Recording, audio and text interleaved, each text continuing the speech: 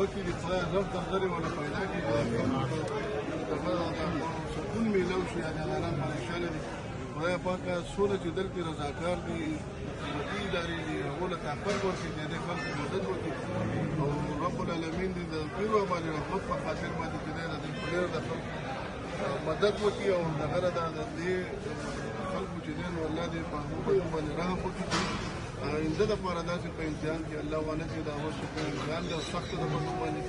او الله پاک دې زموږ ټولو نه د ښې کار واخیستلی چې څونه سیدان دي دلته څونه لنګرونه دي د میډیا والا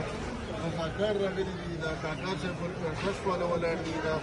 مروف خان صاحب راغلی دی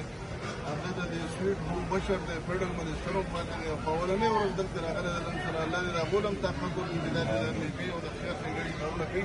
رب العالمین خدای پاکه زموږ خپلې پردې واچوي ربنا آتنا فی الدنیا حسنة الحمد لله رب